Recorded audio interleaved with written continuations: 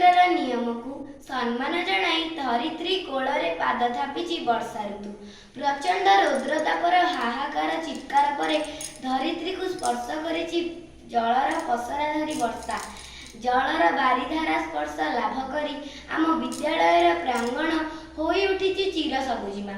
एहिभଳି एक सौंदर्यमय परिवेश एठारे उपस्थित थिबा बरण्य सभापति पूज्य गुरुजी गुरुमा मंचसीन अतिथिवृंद को मोर भक्तिपूत मठानता प्रणाम।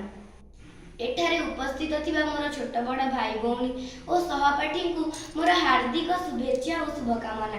आज हेउची पवित्र स्वाधीनता दिवस। स्वाधीन शब्दटी समस्तक पई स्वागत योग्य। पराधीनता समस्तक पई कष्टदायक।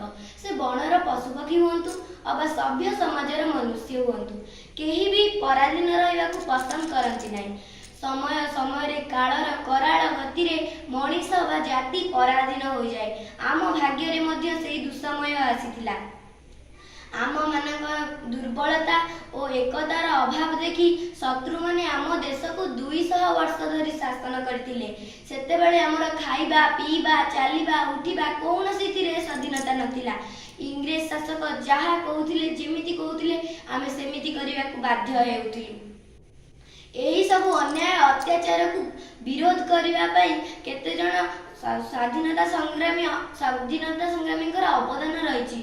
सेमानकर नाम है सरदार वल्लभ भाई पटेल, रानी लक्ष्मीबाई, सुभाष चंद्र बोस, महात्मा गांधी, गोपबंधु दास आदि अनेक वीरपुत्र मानकर अवदान रही।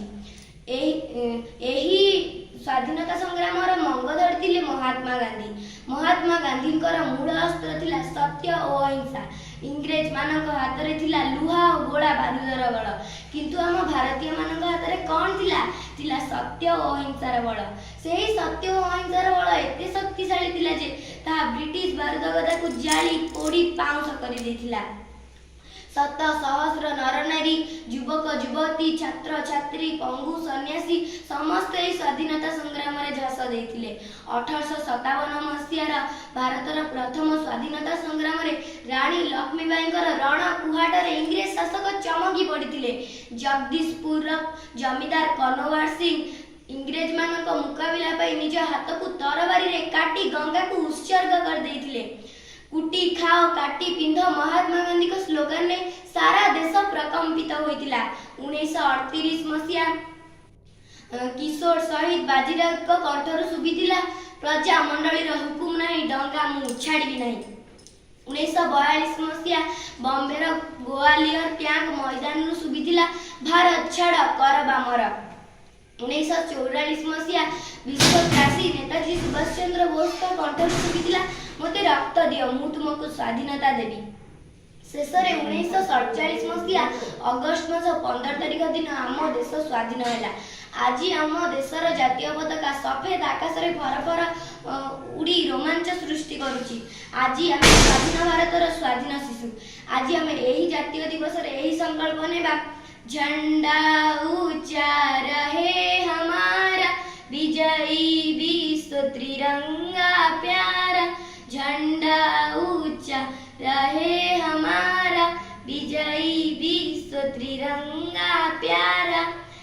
आज आम यही दिवस रे संकल्प नेबा कि आमे आम देशर प्रगति रे हमकु शामिल करबा। आम देशर स्वाधीनता को सब बेला पई बजाय रखिबा।